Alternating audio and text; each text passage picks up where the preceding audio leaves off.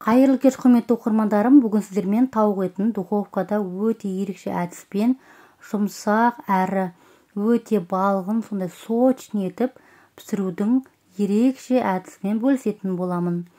Ең алдымен біз тауықты маринадын жасамастан бұрын суға салып қоямыз. Ол қандай су? Қазанға тауығымыз батып тұратындай су қойып, үстінен тұз, қара бұрыш, керекті дәм беретін дәмдеуіштер, сарымсақ және лавр жапырағын қосып, осы қазандағы суға тауығымызды бір түнге немесе 5-6 сағатқа салып қоямыз. Сол кезде тауыққа тұздың және дәмдеуіштердің дәмі кіріп, сочный болатын себебі сондықтан. Ал ендеше бастайық. Қазанға 2 ас қасық тұз, 2 ас қасық қызыл бұрыш салдым. Және де осындай шашликке қосатын приправа бар екен, оны да қосып жібердім. Содан кейін 4-5 тілім сарымсақты осылай майдалап турап қосамыз. Осының үстінен қазір лавр жапырағын осылай майдалап турап саламыз. Және де осы суымыздың үстіне тауықты батып тұратындай етіп орналастырамыз. Батпағандықтан аздап су құйдым. Осы қақпағын жауып салқын жерге бір түнге немесе 5-6 сағатқа қалдырамыз. Одан кейін дайын болған соң үстіне маринадын дайындаймыз. 1 ас қасық майонез, 2 ас қасық кетчуп, томат пастасын қоссаңыз да болады, сарымсақ, аздаған тұз, қара бұрыш және сұйық май қосып дайындап аламыз. Қазір тауықтың үстіне осыны жағып пешке салатын боламыз. Мінекей біздің тауығымыз 5-6 сағат тұрды. Әбден тұз, дәмдеуіштердің дәмі сіңіп, жақсы болып тұр. Енді осының үстінен жақсылап осылай құрғақ салфеткамен бір-бір құрғатып сүртіп аламыз.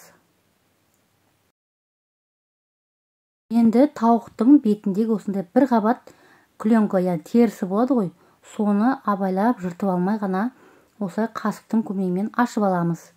Бетіндегі бір қабат терісін ашып алған соң, шанышқымен аздап жыртып алмай ғана бір-бір қадап түйреп аламыз. Сол кезде біз қазір маринадты жаққан кезде терінің ішіне жақсы сіңіп, дәм беретін болады. Сол үшін осылай шанышқымен бір-бір түйреп аламыз. Кезекте осы шанышқымен түйреп алған жерлердің барлығына, ашық жердің барлығына сарымай, жұмсақ сарымайды жағып шықтым. Жұмсақ сарымайды жағуының себебі тауықтың майлы, сочный болып, яғни құрғақ болмауының бірден бір себебі болып табылады. Осылай жақсылап барлық жағына бірдей етіп жағып аламыз. Енді жаңағы алдын ала дайындап алған маринадымызды жағып шығамыз. Осы маринадымызды тауықтың барлық жеріне бірдей етіп жағып шығамыз. Төсіне осылай бір-бір шанышқымен қадап-қадап, бұл жерге де толықтай терінің астына кіргізіп жағып шықтым. Сол кезде маринад жақсы сіңіп, тауығымыз өте дәмді болып шығады. Дәл осы мен көрсеткен рецептпен жасап көріңіздер. Сіздерге сөзсіз ұнайтынына сенімдімін. Аздаған майонез бен кетчупты араластырып, осылай пияз бен картопты сол майонезге шылап, осы тауықтың ішіне салып көрдім. Бұлай істеу міндетті емес. Егер қаламасаңыздар, бұлай жасамасаңыздар да болады. Мен өзім тестировать етіп осылай жасап көрейін дедім. Бірақ маған онша қатты ұнаған жоқ. Ең соңында маринадын барлығын жасап болған соң, тауықтың аяғын осылай бір-біріне тегізіп байлап қоямыз.